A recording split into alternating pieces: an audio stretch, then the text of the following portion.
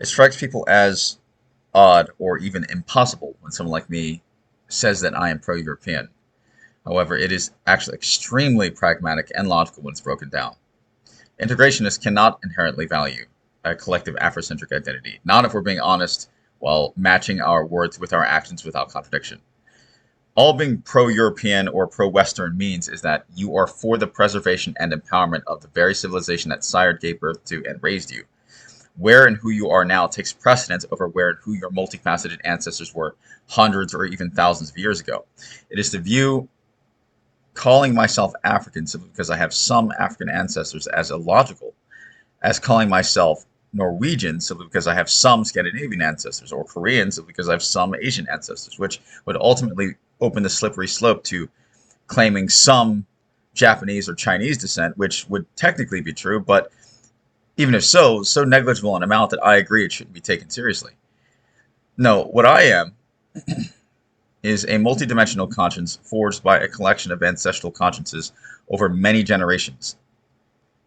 And I find myself here now, an amalgamation of bloodlines from different areas of the world, yet sired, born, and raised in a single place. This is my civilization now. This is my native language. This is my wife. These are my children. These are my people. Yes, the majority of them are white. No, they're not perfect, but I do love them. I love them because how else am I going to choose to feel if I am to stabilize my identity and the psychology at all? I am Western, therefore I do not want the West to fail. I am Western, therefore my natural innate will to build and protect a people would be the Westerners. That's it. That's all. There's actually nothing wrong with that in the purest sense. So if you're not for your own civilization, or at least apathetic, right? Because I don't mean to present a false dichotomy. If you're not for your own civilization, or at least apathetic, then you're actually possessed by something else that's far darker and self-destructive. So for someone like me to say that they are pro-European is simply to take the logical end of how one truly is when you look at yourself in the mirror and you're as honest as a human being can possibly be with themselves when you look at that mirror.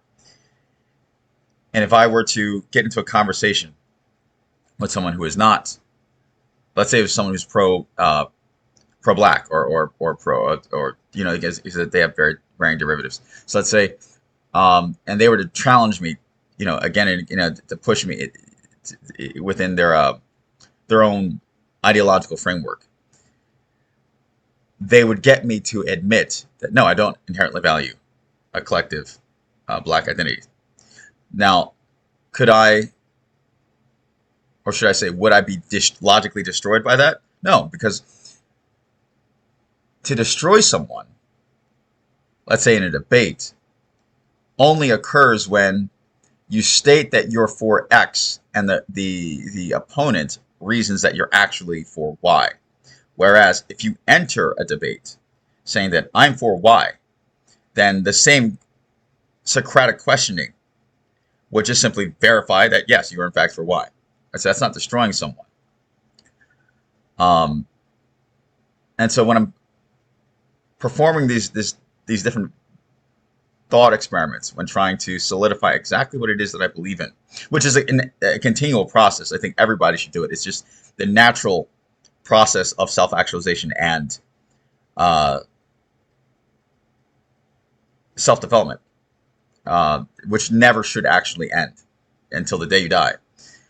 Constantly challenging what you believe in, constantly seeing where you are somewhere incorrect or inconsistent or dishonest with yourself. Then I would say that while entertaining the thought, basically creating my own hypothetical opponent in a debate setting, which has actually literally been no one, but just simply creating this in my mind. What would they say? Kind of like playing chess with yourself. What would they say? What would they do?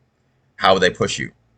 What would their rhetorical techniques be in order to get you to yield answers X, Y, and Z, right? So when performing this enough, you also learn about yourself simultaneously, right? And this isn't just about the given topic of this video being pro-European when you're not phenotypically white, but it's also this is something that can be universally applied to developing who you are and how, clarifying what it is that you truly believe in as you grow throughout life, regardless of whatever the context may be.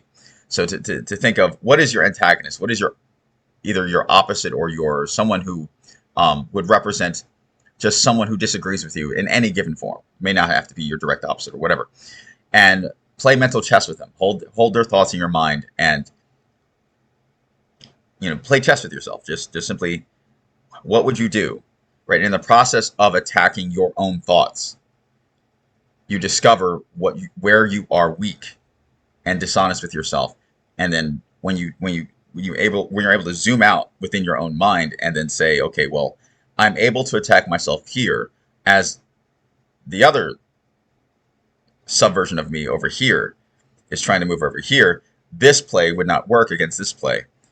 But in order to change this play into this one, I have to start the game over and say, no, these are my axiomatic assumptions. These are my axiomatic beliefs, my maxims. And conduct the game from there. So, if you're an integrationist, in the same way that if you're a socialist, the end logical, when you stress a socialist's belief, which I am not a socialist. If you stress a socialist's beliefs to their logical conclusion, you end up with communism, full-blown communism. When you stress an integrationist's beliefs to their full-blown conclusion, you end up with a pro-European. Why would you want to integrate? What is the end result? Being real with yourself in all dimensions that you can conceive. Be real with yourself politically, genetically. There's a lot of different ways that you can be. Stress this. Play mental chess with yourself. And then you realize, upon coming to the logical conclusion, that the entire reason why you want to integrate, why you support the notion of integration, is to meld with the majority. If the majority are white, or if the majority are just whatever it is, the minority, having integrated, becomes what that is. And that's just simply logically, it's just simply what it is. Right? It's just the truth. At which point, if you're not for your civilization, then you would be, by definition, glitchy. There's something wrong with your reasoning.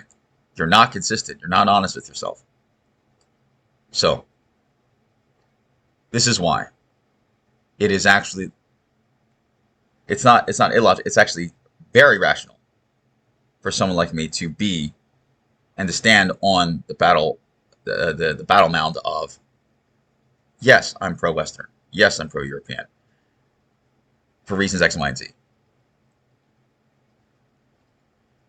And when it comes to the typical arguments that, let's say, and not just I so often go to them because I think it's due to, they're the first archetype that forms in my mind due to my own background. And by my own background, I mean my family of origin stepfather, he was pro-black. The most present stepfather was pro-black. I think that you could take anyone anti-Western. You could take a white anti-Western person. You could take a third wave feminist, and she hates the white patriarchy. And apply the same exact reasoning. The end result, the end conclusion is to be pro whatever your civilization. If you're trying to, why would you want to integrate into a civilization that you wanted to fail? And then when you answer that, it's like, no, if you are an integrationist, the logical end conclusion would have to be, if you're being logically consistent and honest, you would ultimately be pro-European or pro-Western or pro whatever the civilization it is that you are trying to integrate into or support the integration into.